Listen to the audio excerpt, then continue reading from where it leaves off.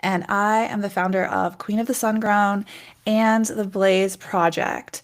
Now, Queen of the Sungrown was formed over 6 years ago. It's wild. I've been teaching for 6 years how to grow weed more sustainably. That's really the root of what Queen of the Sungrown was. It is how to be a better grower for Mother Nature. But there's more to sustainability than that. And that's what this class is going to be all about. What is sustainability? How can we impart that into our gardens, our commercial operations, our medical grows, whatever way you're growing, there's going to be something in this class for you. Now, my background is I was a commercial cannabis grower for 6 years, starting in 2016, so almost 10 years ago. Wow, time sure does fly when you're having fun. And I have a degree in natural science. I am a UC certified master gardener, UC Davis master gardener. Can't even talk right now. Sorry, guys. Um, I have loved gardening since I was a young child, and I'm just fascinated with science, microbiology, and the interaction between our health, plant health, microbes, and just essentially the way the world works, especially chemistry. That is one of the most fascinating, um, you know, things for me is really breaking down the chemistry of plant nutrition and physiology from secondary metabolites, terpenes, plant hormones, etc. Anyway, I digress. I'm really excited to get into this class with you. Before we get started, I do want to mention Blaze and give it a shout out. Blaze is sponsored by Seedsman, so thank you, Seedsman. And Blaze stands for Botanical Latitude and Zone Evaluation. So, what does that mean? That means that we're a group of citizen scientists that are all growing the same strain across the country and collecting data. We have a series of surveys that our scientists fill out throughout the growing season, and they contribute to mapping out outdoor growing zones. If you've ever grown outdoor in different parts of the country, you know that flowering times vary greatly. So, this is a database to help more people grow outside because if you can, you should be growing outside. And I really think that after this class, by the end of this class, you're going to understand fully why I just absolutely love outdoor cannabis gardening. Now, let's continue. Let's get this class started. All right. So, what is sustainability, right? We both have to have the same understanding of sustainability in order for that to really make an impact in your garden. So, in college, I was originally going for environmental science, and then kind of changed paths to to natural science. But really, the core of that desire was to improve sustainability. I see a world around us that is obsessed with instant gratification. Instant gratification, consumerism, and it's not sustainable. So what does that mean? It means that we're meeting today's needs without harming future generations. So the way that we're living now is not sustainable because it is harming our future generations. And so I live my life very much with sustainability at the forefront and what I can do to reduce my impact on the world, and we can do that in our garden. So there's three pillars of sustainability, and that is the most obvious, which is the environment and how what we're doing is impacting the environment. But alongside that, and equally important, are economic and social pillars. So what does that mean? Sustainability in terms of economy is essentially like how much does this cost for you? Because if it's exorbitant, if it costs way more, that's not sustainable, right? Because money is time, and that's also time is our most valuable resource, and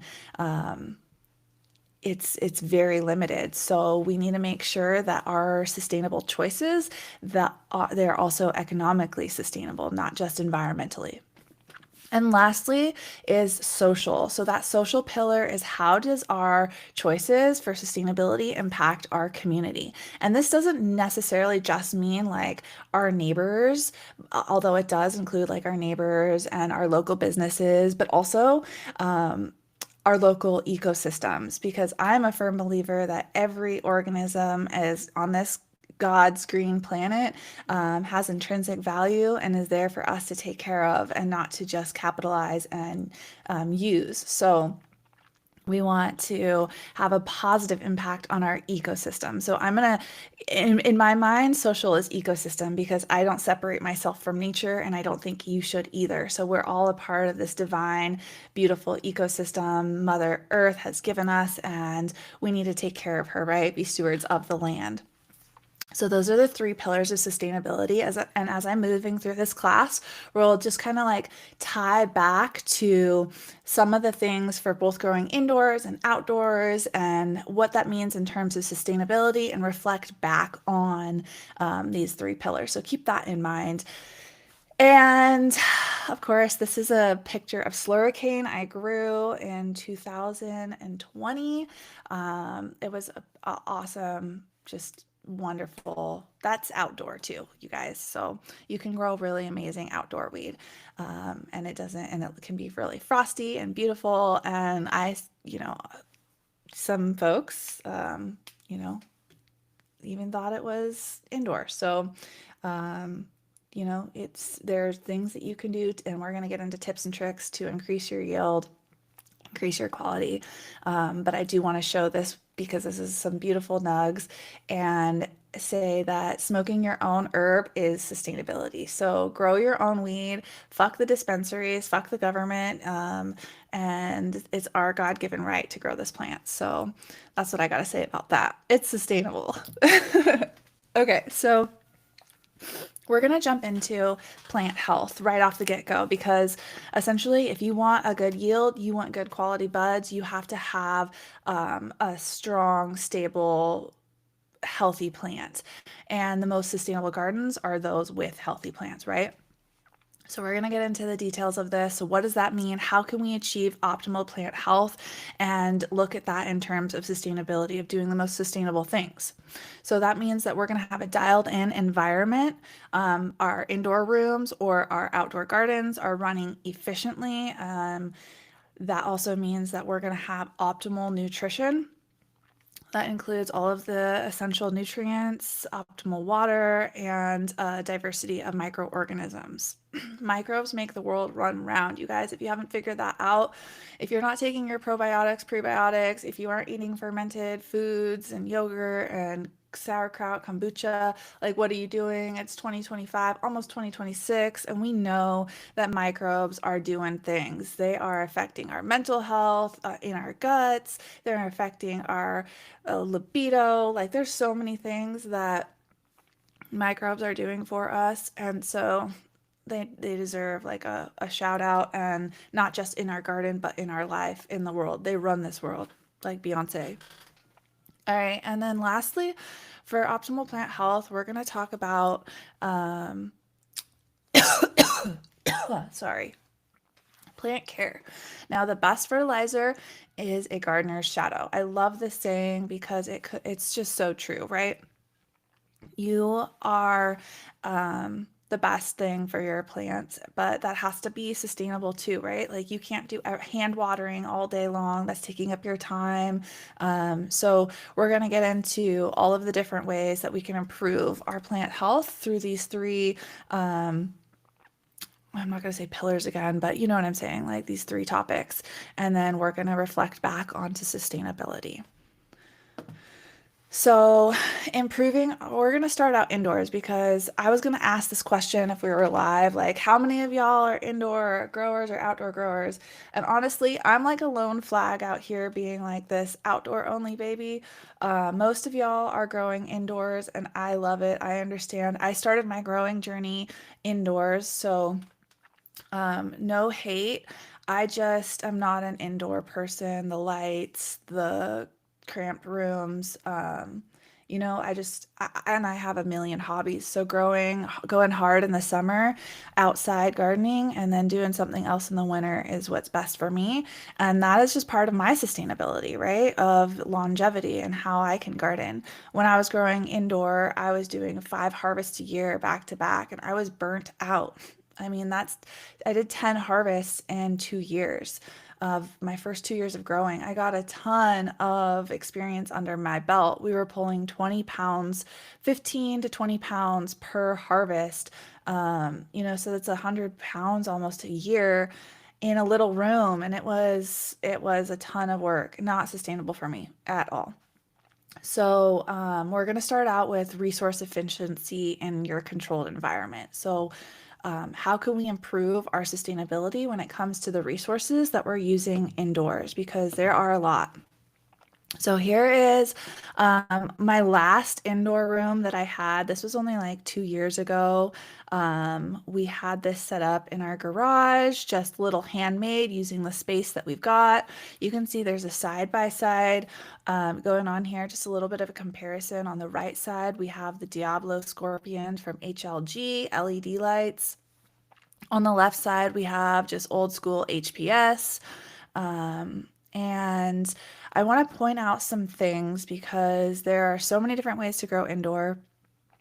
This is just like a temporary room that was built up in the back of our garage with the space that we had. So we utilized our environment that was already there. And, that's my tip for y'all is can I move this? Yeah, is to use the space that you have to build something unique and as efficient as possible. And with each grow, just take notes of things that you could improve upon, and maybe your plant height, your canopy. Maybe, we're limited by our ceiling height, right? And our lights. So maybe we don't veg our plants as long if they were getting too big and growing into the light. Maybe we flip them into flower sooner. One thing that was great here is like you can see where those controllers and that exhaust and the fan are in that plywood. So that was over a window. And right there, that exhaust is a fresh air intake. And so I think that that is one way that we can really improve our sustainability is by utilizing the natural resources rather than running an air conditioner all the time, like being able to pull fresh air intake. And I think the next slide actually, no, it doesn't. Ooh, okay, how do I go back? Sorry. I'll just keep talking about this. So, we're going to talk about that fresh air intake. So, the things that you can do for your indoor grow, right? Like LEDs versus HPS, how much energy are you using, right? That's a resource, that's a finite resource. And so, in terms of sustainability, LEDs are more sustainable, but they do cost a lot more. So, maybe doing like a split 50/50, half the room LEDs, because those lights ran 1,500 bucks a piece, and there's three in there. So, that's like really pricey. Thank you, HLG, for sponsoring that grow room because I would not have been able to afford to buy those at that time.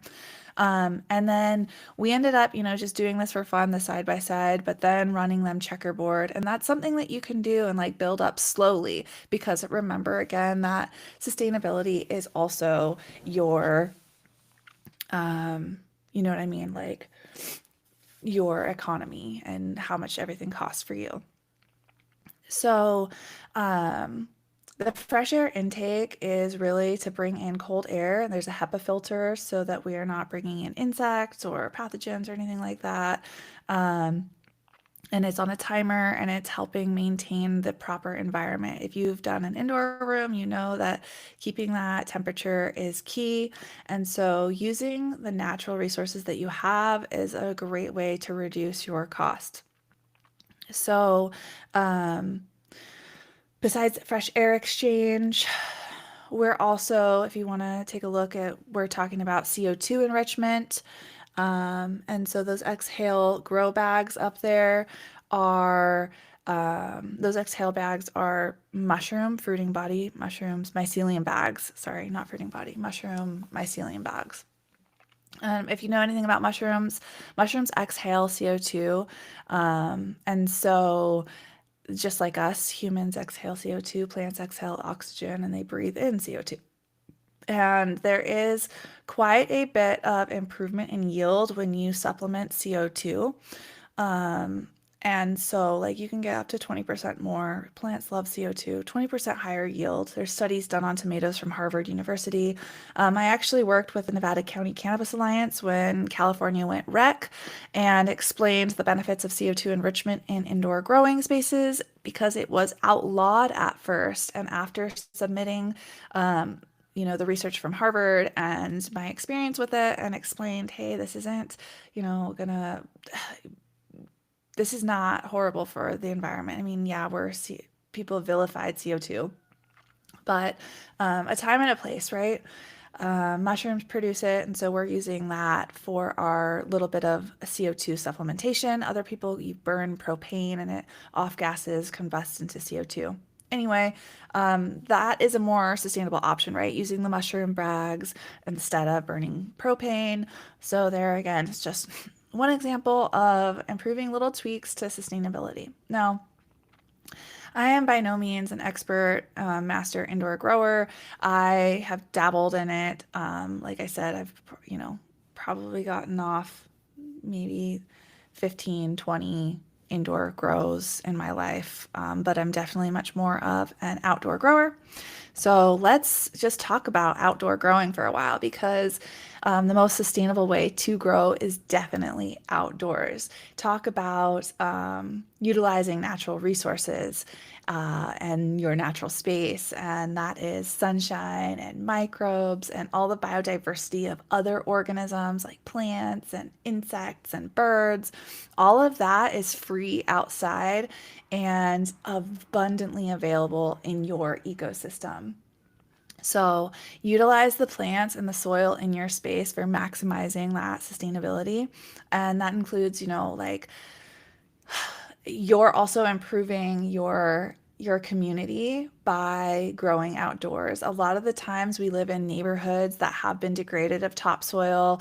Our native species have been ripped out. We just have grass lawns growing, and that's not sustainable for the environment. So by growing outdoors, not only are you using the free sunlight and microbes and plants that are available, but you're also adding back to the ecosystem by tending and stewarding the land, improving the soil, bringing in organic matter from cover crops and mulch, companion planting, and then that's going to improve and support our native species, providing pollen and habitat to live where they didn't otherwise have because of the stupid fucking green lawns. Grow food, not lawns, y'all. Or grow weed, not lawns. Rip out your fucking grass. And lastly, um, being outside is just like, it's freaking good for your health, right? Like, we don't get enough vitamin D. We need those microbes. We need to be outside every single day. It boosts our testosterone, it boosts our energy. Like in the first thing in the morning, go outside and look at the sun, drink your coffee, your tea, try to walk outside. Like I read that 90% or most Americans spend 90% of their lives indoors. Fuck that, y'all. We're meant to live outside. We are animals. We're part of nature. Go for a walk, swim in a river, skinny dip, go fuck outside, do something. Like you deserve to be happy, and being outside is going to make you the most happy individual that you can be. So let's get into more ways of growing outdoors and, just comparing the indoor versus outdoor in terms of sustainability. Because while environmentally, the sustainability is far more outdoors than indoors when you come to terms of that, the environmental impact. There may be other things that are not like when we consider the social and economic impact of sustainability. It may not be there outdoors as it is indoors. And so I'm not shaming you if you grow indoor at all. Like there's a reason, there's a time and a place for it.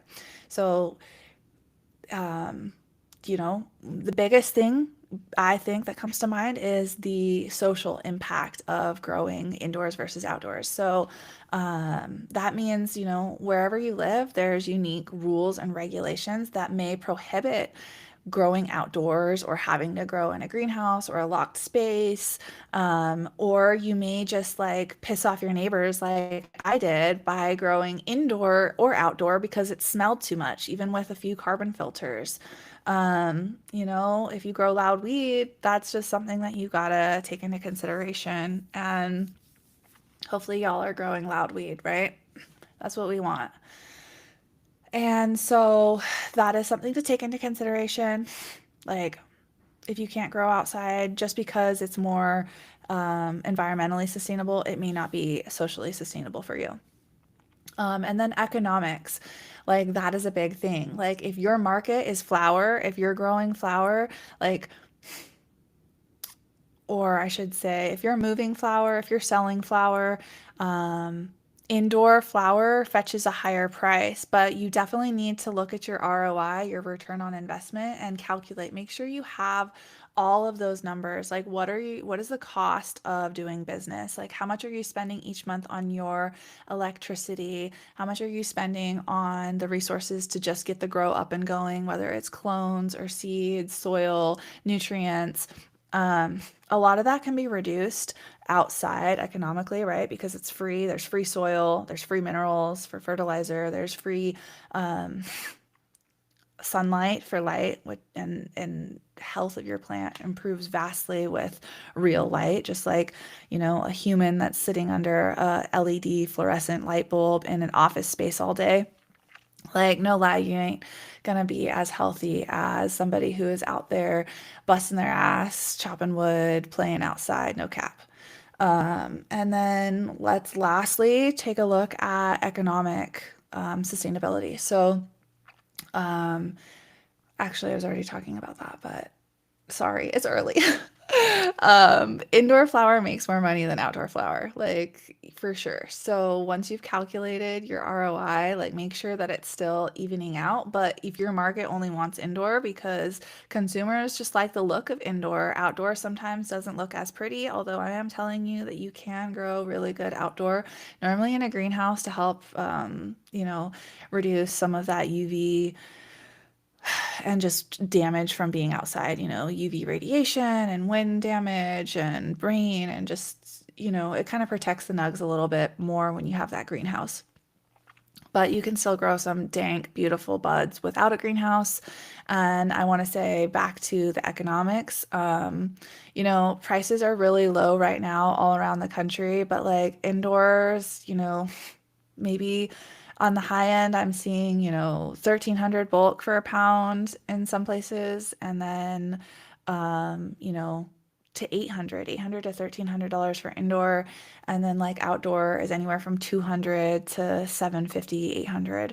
And so like what you put into it, what you get back out is really going to, define your economic sustainability with that. But I do want to say, on the left there, that is some bubble hash that I made from outdoor that I grew. And outdoor rosin is the highest quality. It's going to have the most wide range variety of terpenes. And we'll get into that later, why that is. But you can't tell the difference between indoor and outdoor rosin. In fact, it's a higher quality with outdoor than indoor and way less resources, but nobody knows the difference when you're selling rosin. Um, Nobody's asking you if it's an indoor rosin or outdoor rosin, and rosin sells for anywhere from $400 to $1,400 an ounce. So, and that's wholesale pricing. You get down to the grams and it's way higher, but we're growers here. We're bulk. We ain't talking about the middleman distributing grams and dub sacks and shit like that. So,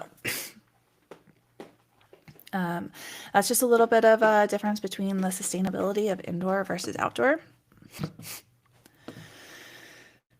Okay, so we're going to get into feeding plants, feeding the soil. So, like I said, the healthy plant starts with um, the environment. So, we talked about the environment, right? Whether it's outside um, or inside. And we talked about the benefits of either, pros and cons. But let's talk about what we're feeding our plants or what we're feeding our soil, because most of you here are probably You know what? Actually, I don't know who's listening into this, so I'm not going to say because this is on the World Wide Web. There's a lot of people though, and a lot of people are growing hydroponically, synthetics, and then a lot of people are growing organic. If you're following me, you're probably growing organic um, and using living soil. And you can do that inside or outside. This is a picture.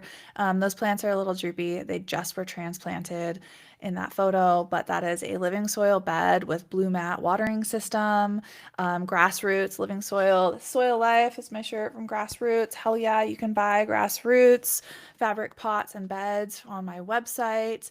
And actually, I got to take off Organic Alive, which is what I'm holding up in that picture there because they're no longer distributing and I cannot get them on my website anymore. They're exclusively through Build a Soil. So gotta take that down. But um, yeah, so whether you're feeding your plants or feeding your soil depends on the way that you're growing. If you're growing hydroponically, like you're feeding your plants and you need to give them delivered nutrients that are immediately available, solubilized, chelated, plant available form. They need to be able to be accessed that way. So there's 21 essential minerals that your plant requires to thrive. Although, in my opinion, there we're going to find out that there's actually more with the further studying that we go through because there's a shitload of essential minerals, and plants evolved 250 million years ago with those minerals in the soil. And God doesn't do things just because there's so many different interactions that we may not know about, like that these minerals could be doing and interacting with our plant. So how you deliver them impact your plant's health, and understanding how that impacts the overall sustainability of your grow is key because if you're in, one of the big mistakes I see is people growing like living soil in 5 gallon pots. I'm sorry, but that's not living soil. You need quantity, you need volume like that 4x8 raised bed. There's two plants in there. That's giving them their roots. Like that is the ability to cycle nutrients. Now, when you're growing living soil, most of those amendments that you're putting into your soil are not immediately available. They need to be broken down by the soil food web. And that is why it's called living soil. It requires a living organisms to cycle these nutrients through. So that's where pictured that Organics Alive is immediately available. It is a bacterial fermentation of nutrients and PK that are immediately available to your plant. As soon as you water them in, your plant can access them. So if you're in smaller containers and you want to have a living soil in those small containers, like you can, hey, that's great. There's so many added benefits to having diverse microbial population in your soil than just nutrient cycling, but your plant may not, I'm not even going to say may, your plant will not achieve its optimal like potential without feeding it available nutrients in that size. So Organics Alive is a great option. I'm currently working on building a nutrient line with Seedsman. This is like my first drop, y'all, to the public to let you know. We were going to have that available on my website. It'll be on Seedsman website. And if you're a grow store or work at a grow store and listening to this, holler at your girl because I'm working on a nutrient line with Seedsman. It'll be dropping 2026 and I'm so excited. It's going to be organic but available and focused on just being the most sustainable option with all the essential minerals that we can, that we know about that our plants need. So, a few tips for sustainability in terms of feeding your plant or feeding your soil. Obviously, for me, use organic nutrients instead of synthetic. So, synthetic nutrients are really, I have a podcast episode called Explosive Growth, and it's all about nitrogen. And I share a little bit about the story of the nitrogen fertilizer industry. And like, there's just it supports the war machine. It was used as chemical warfare, ammonium nitrate to make bombs, and so we have like this excess ammonium nitrate, and you can use it to grow plants. But it's kind of like giving your eating McDonald's every day instead of, eating whole foods that your body evolved to break down. And you want like your body and your plant to be as strong as possible. So giving them whole foods, healthy, organic is going to be more sustainable for the plant's health and also more sustainable in terms of how it's produced. And that's not true for all things. Like I argue with myself and fight about phosphorus all the time, but we're not going to get into that there. Just like look into how nutrients are produced and the sustainability of them, how much do they cost? Are they impacting the local environment by mining or, runoff from the production of it, like phosphoric acid to make synthetic phosphorus? And then, remember, just consider those three pillars of sustainability when choosing your nutrients. But my tip to you is to go for an organic option. Next is to use a water soluble powder versus a bottled nutrient. Recycling is a lie, y'all. We don't recycle shit. When Trump first came into office, something with the tariffs, China stopped buying our recycling, and we don't recycle our shit here. And most people don't even handle the recycling properly. So let me give you another lesson here, a little inside tip. Um, Rinse all of your bottles out, and only ones and twos are recyclable. Rinse them out. They don't accept the caps on them, so throw the caps away and rinse your fucking ones and twos out and keep them separated. If there's any kind of food or nutrient or the cap, they'll fucking throw that shit away immediately. So if you even want to have an option of maybe it gets recycled, you got to take that first step. So do that. Reduce, reuse, recycle as much as possible. And obviously, like, if you haven't gone to a landfill or a waste reclamation center, I highly recommend. It's eye-opening because the majority of that is like containers that are just getting thrown away. Recycling is a lie that was made by the fossil fuel industry. Before, we used to have everything in glass bottles. Our milk was delivered in glass bottles. Coca-Cola sold in a glass bottle. And the fossil fuel industry decided to lie and create a marketing campaign that said that plastic was more recyclable. It's not. Glass is so much more recyclable, but plastic is made out of fossil fuels. And so we've all been tricked. Don't listen to the fucking government. Don't listen to big corporations. Do your own thinking. Think for yourself because everybody's lying to you for greed and to make money. So, water soluble powders, preferably in a paper bag, compostable bag. That's going to be what our nutrients at Seedsman are. Um, Versus that bottled nutrient in a plastic jug that's just going to get buried in the ground somewhere in Nevada or something, taking up valuable ecosystem space, soil. We only have one planet, y'all. Take care of it. And then the last thing you could do is make your own nutrients and build your own potting mix, your own soil, because, and again, that may be sustainable or it may not be to you because the time that it takes is, like it may not be something that you can do. Or, buying your own nutrients, I usually suggest buying them in bulk. Like if you have, you know, just grab bulk bags of minerals and have them on hand to kind of make your own recipes, mix things up. That's a great way to save some money, but also like then you have to spend more money at first to buy the big 25, 50 pound bags, and then where are you going to keep it? So, Down to Earth has some great mixes for amending your large volume soil beds or pots.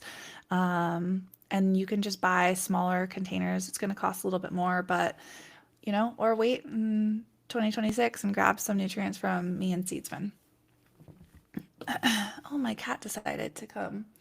So let's get into some more details on how to make your own nutrients because this is fun. And I think this is probably one of the biggest things that people follow me for is just like, I love cooking and in my garden. I love making my weekly teas and amending my soil and having ingredients on hand. And so this is a picture of me and Chris Trump. We did a class together a couple years ago on FAA. That is a KNF fertilizer, fish amino acids, and it's available on my website. I'm actually getting ready to make all of my classes free. So go to queenofthesungrown.com and sign up for the newsletter so you can get access because I have decided to just I'm turning my Patreon to $1 a month and I'm making all my classes free and I am just giving it back. I'm having a little bit of uh, I've got a ton of things going on and really changing my focus towards Blaze Project and not creating more educational content. I have so much out there that I'm just going to make it, very like pretty much free for everyone and focus on Blaze and this new nutrient line because it's going to take up a lot of my time and I'm just, onward and upward. I gotta keep things fresh, new. So yeah, sign up for the newsletter and you'll get immediately available, like the updates on when that's happening. And look, I'm wearing the same shirt. Okay, so yeah, in this picture, we were out by the Little Spokane River. We were putting up an IMO box for an IMO 1, and we made IMO 3 and an IPMO, which is Indigenous Predatory Microorganism or something. Um, I am by no means a KNF expert or a Jadam expert at all. I dabble in all things. Just like to make my own nutrient mixes and teas. Instead of buying something, I just keep these things on hand. So like fish powder or fish bone powder, fish hydrolysate, soy amino acids, calcium phosphate, kelp, calcium silicate or gypsum, rock dusts, whether it's azomite, glacial, or basalt, fulvic acid, and of course, compost. So all of those ingredients have the 21 essential minerals that your plant needs in different forms, and you can play around and mix them up for different phases of growth, right? So you're going to have a little bit more nitrogen, higher nitrogen during veg and then pull back a little bit. Once we get through that transition, we're going to add some more phosphorus and potassium, but don't pull back yet on that nitrogen. And then keep it going through flower, lower nitrogen, higher pK. And that's just, reading your plants, getting to know it, and really understanding the foundation of our plants, you know, what they need and require to grow and thrive and be healthy. And having that foundation is really key. Again, I am super nerd on chemistry, and so really understanding the chemistry of how these molecules break apart and are accessed by your plant are important. And you have to have, microbial diversity to be able to break things down. And micronized forms are always better for more accessible nutrition, right? Because it's already in a smaller form. So, sorry guys, I'm a little sick too, so excuse me coughing. Um, Let the soil do the work. Living soil systems mimic nature, and nature has been doing the work for 250 million years. With plants. She knows how to take care of plants. They are her children. And while we are her children and it's our job to steward the planet, we can learn from our mother, right? And we want to do things how she does it. She's the one that is there for us to learn from. And in this picture in the background, you can see nasturtiums growing. There is sweet alyssum, buckwheat, and just kind of mimicking nature instead of monocropping and having one plant is like the beginning. And so, how we can mimic nature, one of the biggest things I think of is making our own compost. So that's accelerating a process that nature already does. You can go to garden centers and buy forest floor humus, and that is basically nature's compost. It's the accumulation of organic matter that has just built up on the forest floor that is then bagged up and sold in garden centers. And why is that? Why is compost and humus just so fucking amazing? Well, humus, our humates are fulvic acid and humic acid, and those are the natural world's strongest chelating agent. So, what is chelation? Chelation is the ability to break down molecules into plant available forms. So, it's breaking them down into a simpler form. They're either bound up or tied and attached to other molecules that are inaccessible, making it too big or unavailable to the plant. And so, by having fulvic and humic acid, we're breaking it down and allowing our plants to access it. Now, they also are long chains of carbohydrates that have different cation and anion exchange points. So, we're not going to get too deep into the chemistry. If you want to, that would take a whole lot of other time. But like, look into. I have articles on seedsman.com about cation exchange capacity. And this is something that's really important if you're growing in living soil. We want to mimic and increase our CEC. And the way that we increase our CEC is by increasing our organic matter in our soil mass. And organic matter that's broken down is compost. And so, like, making compost and putting it into your garden is going to be more sustainable, obviously, than buying compost. But if you have to buy compost, buy it from a local soil yard, a local company. I have a local worm farm where I buy my compost because I couldn't produce enough compost for my garden. But a huge thing about the sustainability of composting is that we could see a 40% reduction in landfill waste if everyone composted at home. So, whether that's a worm bin, I've got videos. Type in my YouTube channel, compost, and you should have tons of things. I have a composting class, it's about to be free. You can do a worm bin. You can do this right here was a 3 bin system, which I really like. Or you can literally have a static pile out in your yard that you just pile up, water, and turn every now and then. However you compost, just do it. Um, the increase in carbon and microbial diversity is the key when it comes to maximizing your living soil system. And we want nature to just do its thing. And we can accelerate that process by making compost. And even if you can't make enough compost to cover your beds, you can use that compost to make a aerated compost tea or um, extract and inoculate your soil or your indoor soil with the compost that you made to kind of harness that microbial diversity, and then also add some of those humates in there to help break down your dry amendments that need to be solubilized or chelated with that humic acid. So, in terms of sustainability, remember it's environmentally more sustainable to make your own compost, but it may not be economically viable to make enough. So, support your local system, and that's your local worm farmer or landscape company. Try not to ship it. And then you're supporting your local ecosystem, right? A local business. And by composting, you could be composting native species or invasive species that need to be taken out. You're drawing in those natural, um, oh my gosh, my cat just stepped on. Get away from me. Um, I hope that this is still working because my freaking cat is an idiot. Okay. Um, All right, so making our own compost, right? That is sustainable. Buying, that's what I was saying. Sorry. Meow meow, get away. Um, buying a buying compost from a local company is supporting your ecosystem by supporting a local business. All right. Sorry. So then we want to talk about water. So conserving water while improving our yield is the most important thing here. Water is key for optimal plant health and nutrition. Like your plants can't access the nutrients without water. Water is hydrogen and oxygen.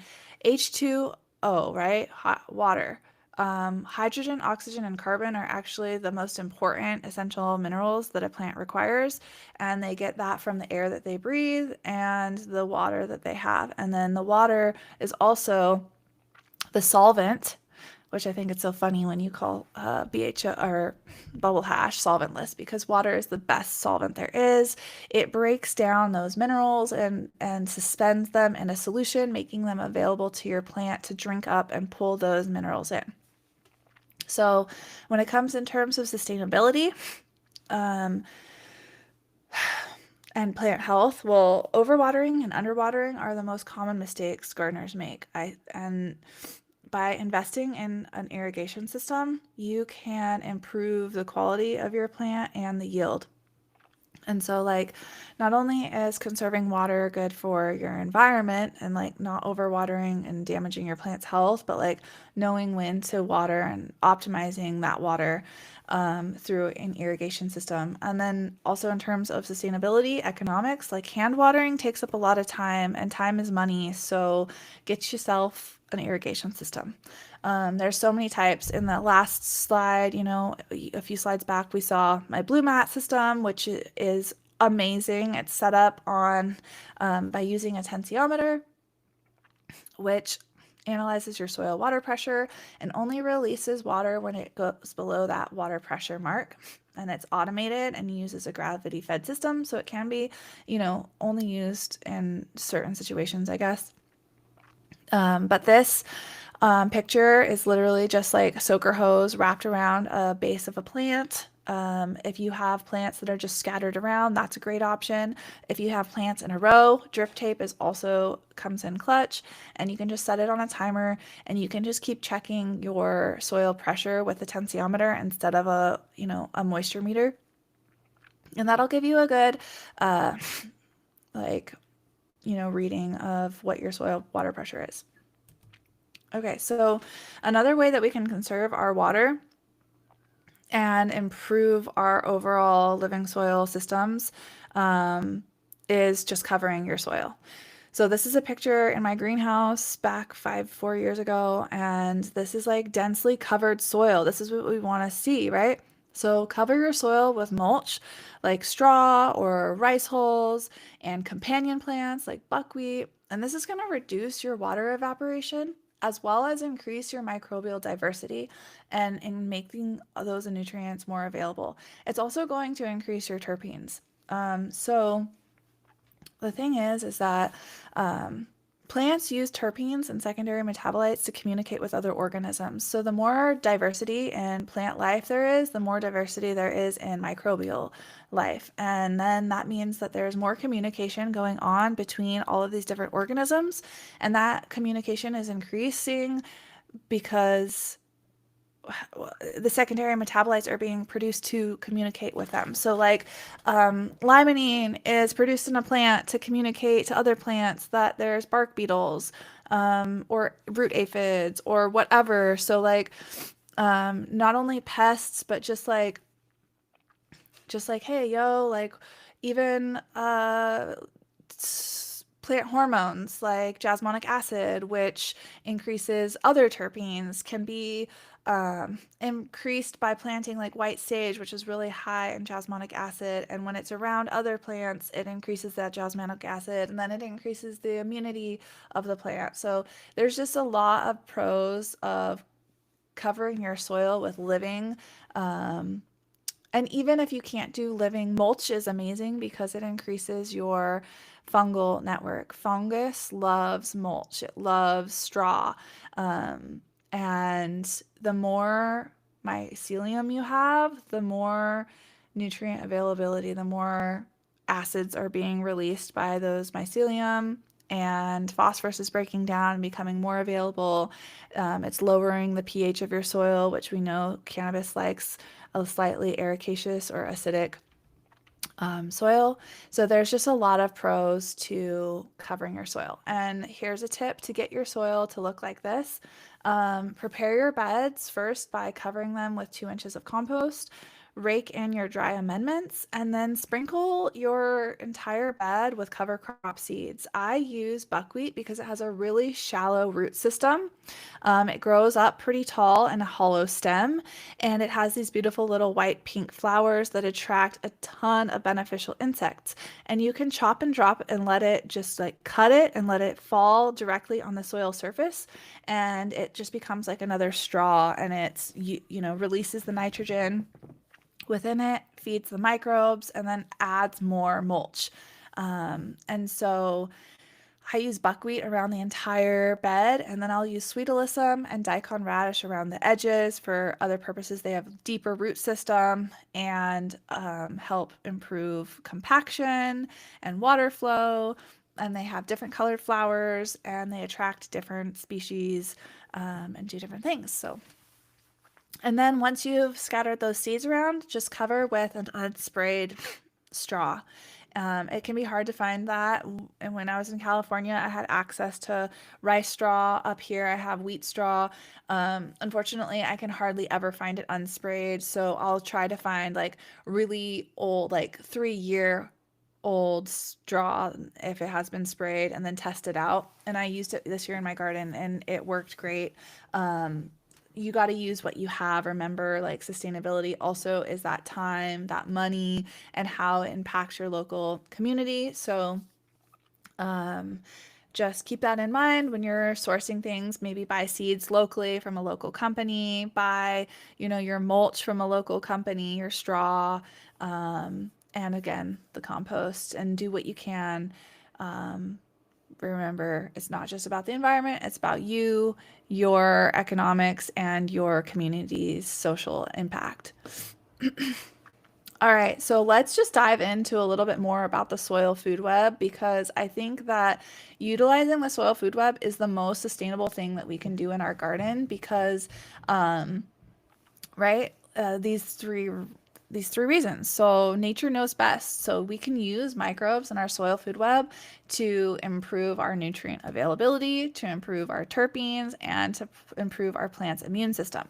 So, microbes consume unavailable forms of minerals and convert them into plant available forms. So that picture on the left is mycelium that I grew out as a just to see how active that biovast vermicompost from SD Microbes was in the back. And that is something that is available on my website. Again, you can make your own worm compost or get local sourced compost, and I highly recommend that over buying things. But if that's your only option, maybe you live somewhere that, I don't know, that is an option. Even maybe just to like buy a bag to inoculate because your own compost to just make sure that you have more diversity if you want.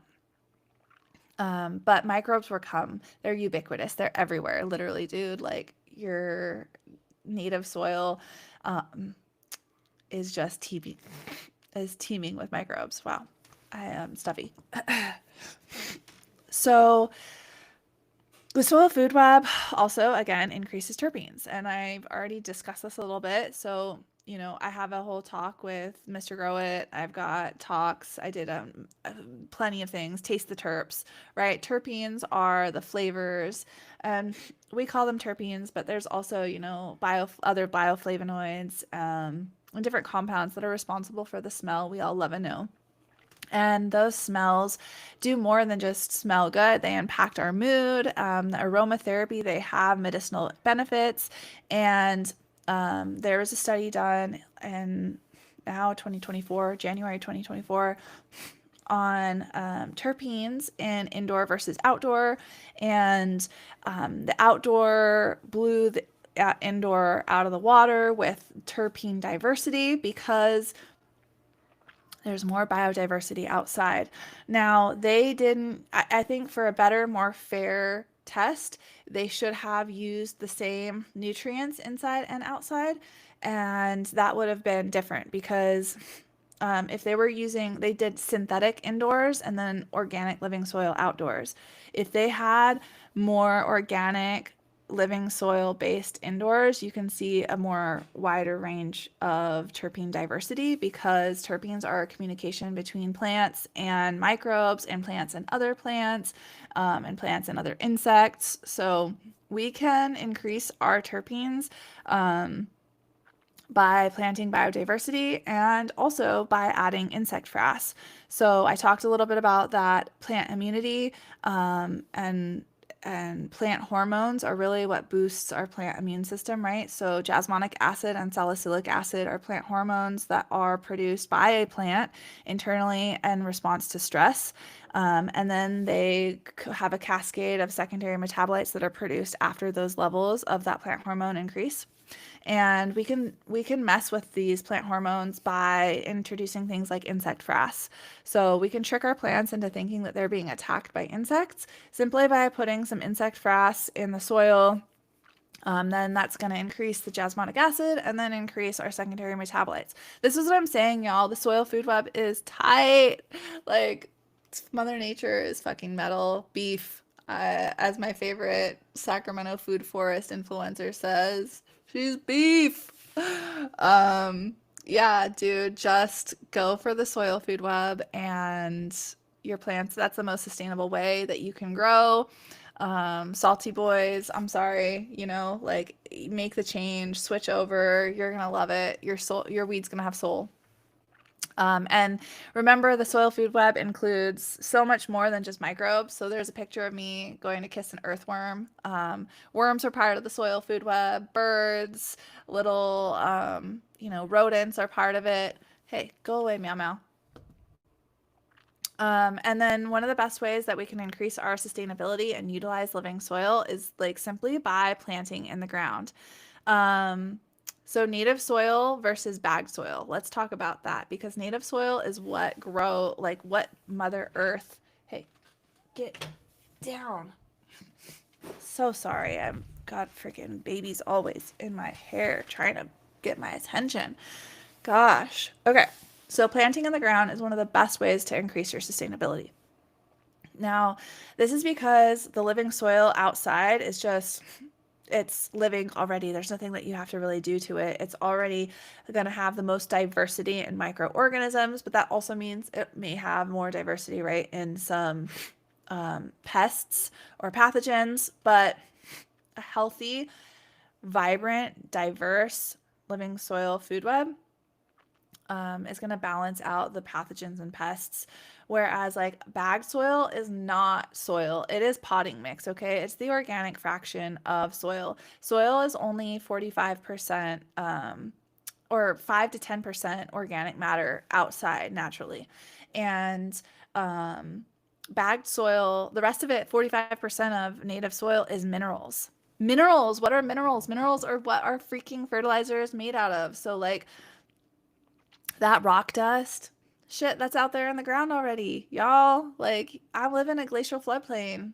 I got glacial rock dust in my native soil. Why am I buying that shit? You know what I mean? Bag soil doesn't have that though. Bag soil is just like peat moss, cocoa coir, rice hulls, perlite. It's the fluff. It's the organic matter. And no matter what, you're gonna have to keep adding minerals, adding minerals, adding minerals. I like to say it's a checking account. You're drawing on that every time you buy that bag soil. You got to keep using it up, using it up, using it up. Whereas your native soil is your savings account. You can just keep building it up, and each year it's just get it growing exponentially. That's compound interest, y'all. Let's take this back to finances because sustainability is economics as well as the environment. So we gotta make sure that we are looking at all three pillars, and planting in the ground is key. If you cannot plant in the ground for whatever reason, some people are like, oh, I've got clay. Bitch, clay is fucking amazing. Clay is the smallest particle size. It has the highest CEC. That means it's going to transfer nutrients more readily available to your plant. You just got to know how to finesse it. It's like every woman's body is different. Every Mother Earth's body is different. Wherever you go, that soil type, you just need to learn how to read her. She doesn't want to be walked on, especially when she's wet. Just don't compact her soil with that clay. Like, add some things to loosen her up, some more compost, some mulch, some leaf mold, some straw. Like, get that rich, that clay can be an amazing base for minerals, a free fertilizer. You just want to mix in some things to lighten her up and make her a little bit easier to give her nutrients to you. And if you're growing indoors, like, consider inoculating your soil with a compost tea that includes native soil. So grab a scoop of that native soil and put it in your compost tea, and let's harness some of that natural, the biodiversity that's within it.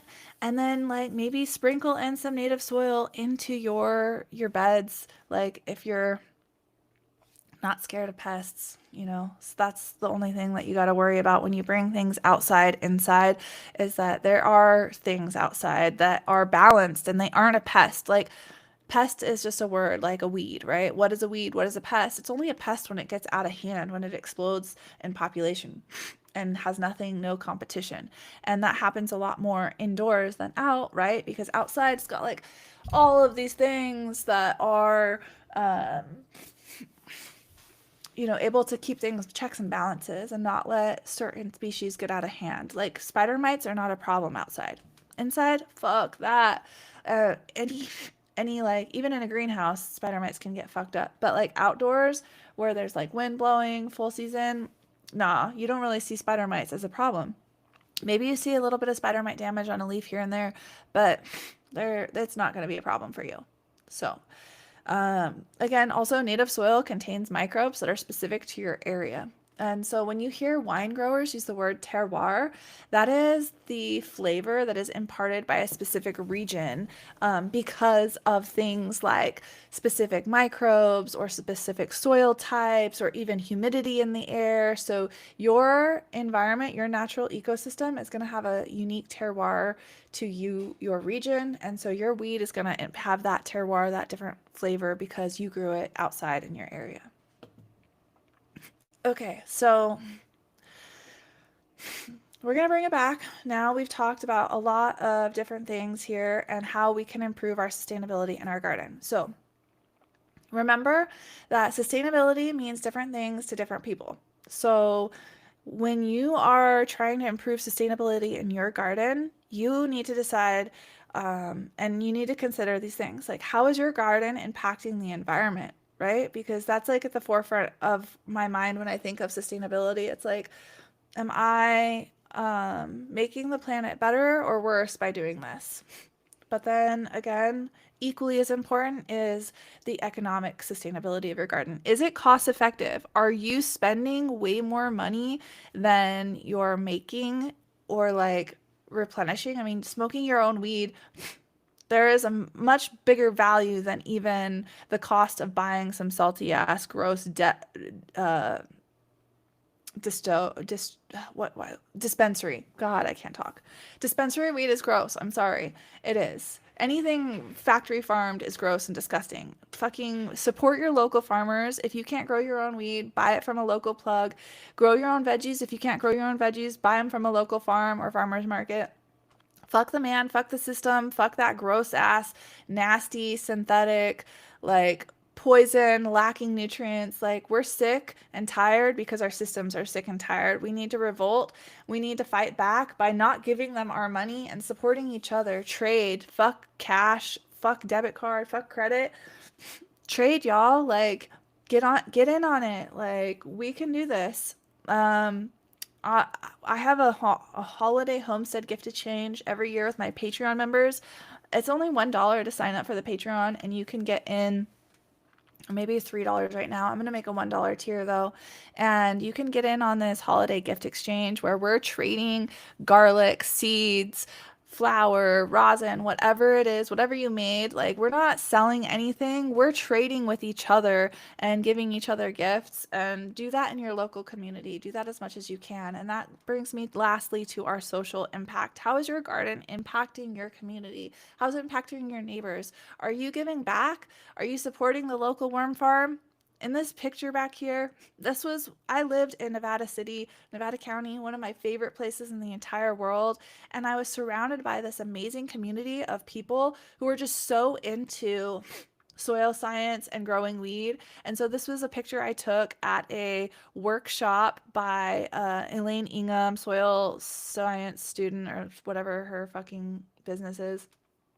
And those are actually mycelium, chunks of mycelium that had been spawned and grown out on wood chips. And we were making a living soil, fungal dominant compost for our beds. And it was just great to get the entire, like, host workshops on your farm, bring people out, like this fucking Como Fairgrounds, y'all. Shout out Kind Way Farms, Jesse, thank you so much for trying to get me out. I wish I was there in person, but this is the kind of event that is sustainably impactful on your local community.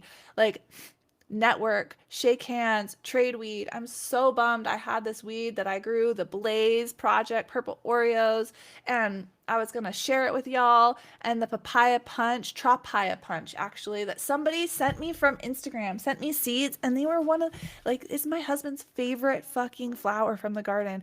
Somebody on Instagram just said, "Hey, can I send you my seeds?" I said, sure. I hardly ever grow out seeds that people send me because I have so many seeds. And I was like, man, this Gushalotto Mints and Tropaya Punch sounds really good though. And it turned out being one of the best plants in my garden. So thank you. That is what this is about. The cannabis community is supporting each other, doing what's right, being sustainable. Remember, it's all of those things.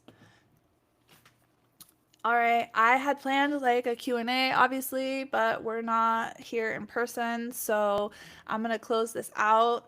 I just want to say thank you guys for always supporting me, for trying to be more sustainable, for knowing that the fuck the man cannabis cultivation is a passion of mine, a passion of yours, and we're seeing these MSOs, we're seeing these people come in and just come from a place of greed. They don't want what's best for the plant. They don't want what's best for the planet. They don't want what's best for you and me. They're just trying to make profit and improve their ROI. We're not here for that, right? Fuck that. Fuck the dispensary. Grow your own weed, and I'm for it. If there's anything that I can do to help you support your business, to shout you out, to connect you with the people, like we are a mycelial network, that fungal network that connects all these different organisms and translocates information and nutrients. If I'm fed, you're fed. Let's all eat at the table. That's what I'm saying. So if you want to connect with me, reach out. Go to my website, sign up for the newsletter. I hardly send shit out. I am not bugging you. I hate people who send so many fucking emails in the newsletter, but you'll get updates. Like I have my latest articles, news, updates here and there, but also check out seedsman.com. Um, I write blogs on there regularly. Also, the Humboldt Seed Company. Shout out Ben. He's been one of my talk about sustainable cannabis community. Ben, the co-owner of Humboldt Seed Company, is such a fucking awesome dude. He was my neighbor in California, and I've been writing him for him as well for the last 3 years. And so you can find my articles on both the Humboldt Seed Company and Seedsman's blog. And then also queenofthesungrown.com. I've got tons of articles there. And then Patreon / Queen of the Sungrown. I'm trying to make that shit all free. So I think like you can sign up for free. There's $1, $3, $5, $10 option, but I'm getting rid of that fucking paid for stuff and just turning my work free because again, I've got so many things going on right now, and my greatest desire is for us all to be able to grow the best weed that we can and get our self-reliance and self-sufficiency improved as much as possible. So reach out to me if you have any questions about anything that I talked about today. Like, holler at your girl. I'm so grateful for this opportunity. God gave me, Mother Earth gave me this life, and I'm going to take it and do with it as much as I possibly can to have a positive, a sustainable impact on not only the earth, but, you know, my money, my time, and you, my community, my Canna community. I love y'all. So thank you for coming to this class. Shout out any questions you have, put them in the chat, and I hope that you guys all have fun at the Como Fair in Missouri. And for those of us who couldn't make it, we're there with you in spirit. Smoke a joint for us.